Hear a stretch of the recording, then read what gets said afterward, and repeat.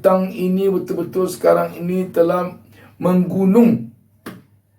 Bayangkan, seperti dikatakan Pak JK ini, untuk bayar bunga saja kita harus bayar 1.000 triliun rupiah per tahun.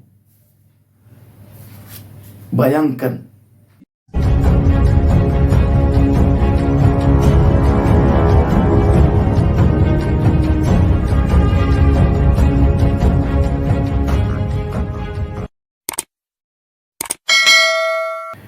Assalamualaikum warahmatullahi wabarakatuh. Senang sekali kita berjumpa kembali pada kesempatan ini. Tak lupa saya doakan kepada Allah SWT, semoga seluruh pemirsa mendapatkan keberkahan hidup dari Allah SWT, Tuhan Yang Maha Esa. Ini sebuah sentilan keras dari Wakil Presiden Republik Indonesia yang ke-10 dan 12, Yusuf Kala, kepada pemerintahan Jokowi yang sedang berkuasa saat ini. Saya akan bacakan berita yang diturunkan Detik Finance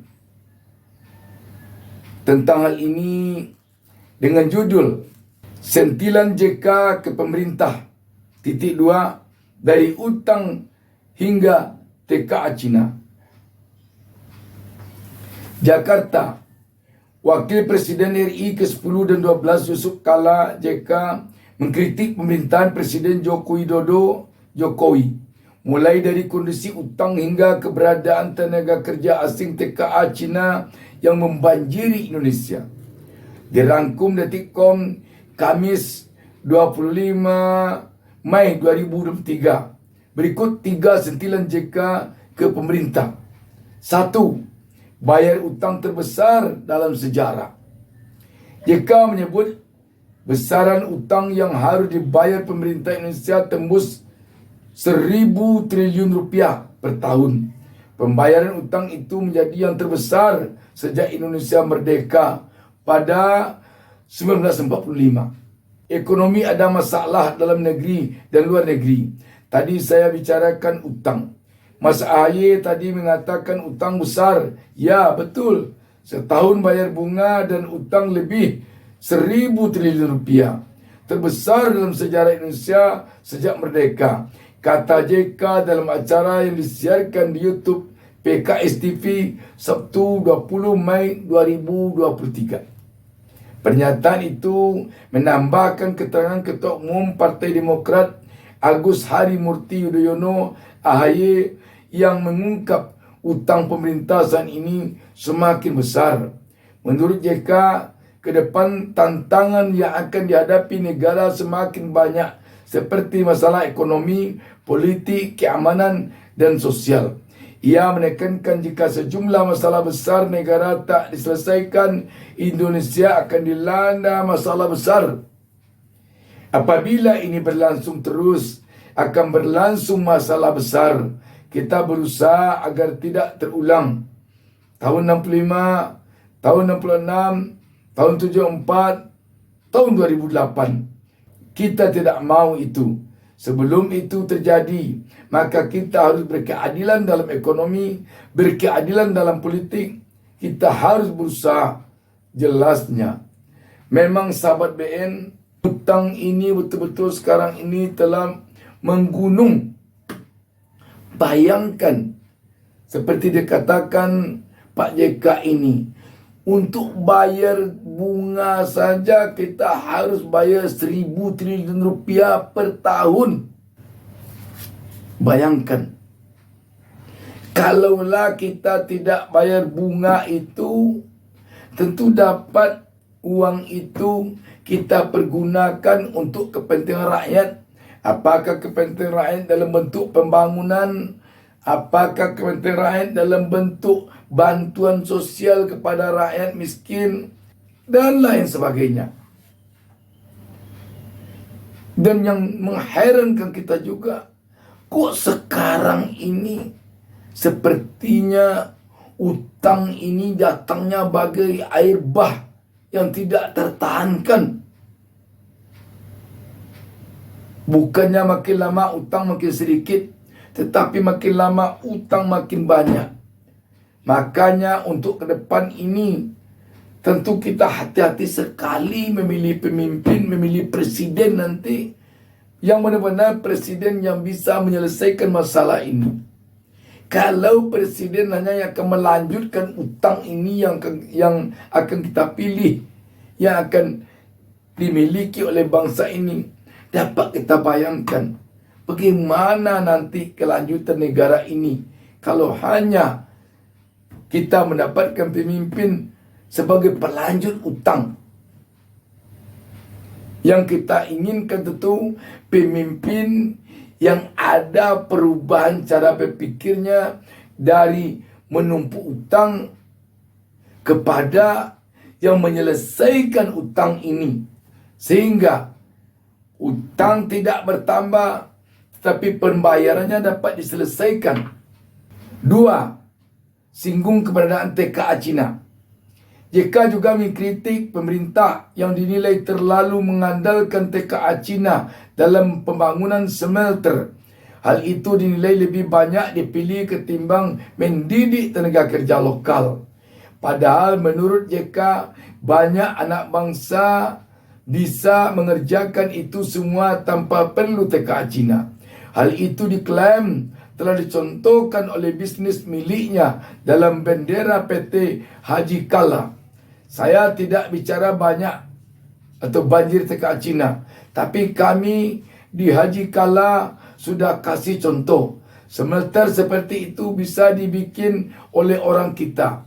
Itu semua yang kerja anak petani. Kita didik untuk bagaimana ngelas, pasang, dan lain-lain. Dilatih sebulan, 2 bulan, sudah bisa kerja.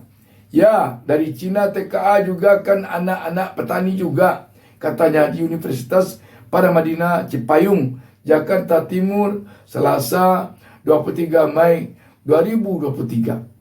Cuma kenapa? Ini kita merasa tak percaya diri. Yang begitu-begitu masa didatangkan orang luar. Kapan kita pintar? Kapan kita berpengalaman? Akhirnya kita tergantung kepada luar. Tambahnya, JK menilai Setan Jokowi terlalu tunduk pada kemauan investor. Jadi hanya masalah kemauan dan jangan terlalu tunduk pada kemauan investor, itu tegasnya. Jadi memang persoalan tenaga asing dari Cina ini benar-benar telah memprihatinkan bangsa ini. Kenapa tidak? Seakan-akan tampaknya apa yang dikerjakan TKA dari Cina ini tidak bisa anak bangsa ini mengerjakannya. Tentu tidak masuk akal. Sebab yang dari Cina itu ke Indonesia manusia juga. Kita di sini manusia juga. Kalau pendidikan pun begitu.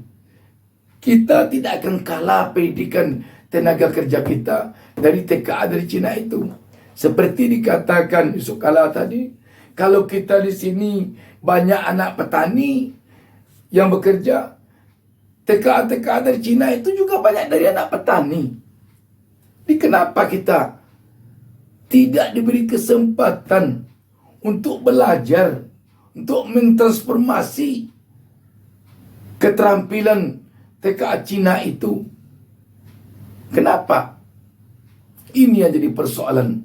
Jadi persoalannya seperti dikatakan Pak JK, memang kita tampaknya terlalu tunduk kepada investor, sehingga kita merasa takut saja. Kalau tidak kita pakai tenaga kerja asing dari Cina, nanti jangan-jangan dia tidak mau nanam investasi di negara kita. Itu saja. Jadi sebenarnya kedatangan investor ke negara kita itu bukan hanya menguntungkan kita saja, tetapi juga menguntungkan bagi investor tersebut. Karena itu tentu kita tidak boleh terlalu tunduk kepada investor. Karena dia datang ke sini bukan pergi rugi, tapi pergi untung juga. Bukan dia datang ke sini semata-mata untuk membantu negara kita saja, tapi juga untuk kepentingan dia, kepentingan bisnis dia. Karena itu kita tentu tak bisa terlalu tunduk untuk kepada dia. Kita perlu melakukan negosiasi dengan dia. Misalnya, Kalau dia menanam investor di Indonesia, tenaga kerja asing itu sesampai di Indonesia harus dia mengajarkan kepada tenaga kerja Indonesia tentang keterampilan-keterampilan dari peralatan atau teknologi yang dia bawa di negaranya ke Indonesia dan diajarkannya kepada pekerja-pekerja kita. Tentu itu negosiasinya. Jangan kita ketakutan saja. Nanti diancam dia tarik investasinya. Nanti diancam dia tarik investasinya. Kalau begitu, tentu kita seperti anak buah induk semang jadinya. Kita anak buah, dia induk semang. Padahal investor datang ke suatu negara bukan begitu. Bukan dia harus jadikan kita anak buahnya. Bukan dia harus memandang kita adalah rendah dibandingkan dia. Kita sebagai suatu negara punya kedaulatan. Tak boleh kedaulatan negara kita dipandang rendah oleh investor asing itu. Selanjutnya yang ketiga, singgung program kendaraan listrik. Jika juga bicara soal penggunaan kendaraan listrik yang sedang didorong pemerintahan Jokowi. Dia menyebut program itu juga sama saja akan menyumbang polusi udara jika sumber energi masih berasal dari pembangkit listrik tenaga uap PLTU. Mobil listrik itu untuk mengurangi emisi kan? Tapi tiap malam itu harus di-charge. Jadi sangat tergantung kepada pembangkit. Kalau pembangkitnya tetap PLTU, itu hanya berpindah emisi dari knalpot mobil ke cerobong PLTU. Katanya, JK menyebut kebijakan mendorong penggunaan kendaraan listrik harus dibarengi dengan kesiapan pembangkit listrik tenaga air PLTA untuk menekan emisi. Meski pemerintah sudah punya program mempensiunkan PLTU, langkah itu dinilai lambat. Jadi harus bersamaan membuat. Sebenarnya kita punya program itu, tapi sampai sekarang juga kemajuannya lambat. Sekali lagi minta maaf, ucap JK. Jadi memang kalau sistem seperti tadi, kalau dengan PLTU, program mobil listrik ini kata JK hanya memindahkan asap bahasa kitanya atau emisi bahasa kerennya dari knalpot mobil ke cerobong PLTU itu. Yang namanya emisi, yang namanya asap, polusi tetap juga akan membubung ke udara Indonesia. Karenanya memang program mobil listrik ini harus seiring dengan program PLTA. Kalau benar-benar mobil listrik ini gunanya bertujuan untuk menekan emisi. Tapi kalau untuk tujuan-tujuan lain, tentu yang pokoknya mobil listrik. Yang pokoknya mobil listrik. Tentang memindahkan emisi dari knalpot kendaraan ke cerobong PLTU, itu tidak jadi persoalan. Kalau itu target, tentu lain lagi dari target, dari tujuan yang sesungguhnya. Jadi sahabat BN, 3 poin ini tampaknya menjadi perhatian besar bagi Yusuf Kala melihat pemerintahan sekarang. Dan Yusuf Kala bicara begini tentu bukan tanpa alasan. Dari pengalaman dia 2 kali periode dengan presiden, 2 pula menjadi wakil presiden, tentu dia sudah banyak pengalaman di 2 kali masa jabatan wakil presiden yang dia alami itu. Sahabat BN, kita sekali lagi tentu menginginkan ke depan ada perubahan di negeri ini. kepada yang lebih baik. Jadi artinya perubahan untuk bangsa dan negara ini ke arah yang lebih baik 5 tahun ke depan tidak bisa lagi dibendung. Tidak bisa lagi. Demikian, wassalamualaikum warahmatullahi wabarakatuh. Jangan lupa subscribe. Jangan lupa subscribe. Jangan lupa satu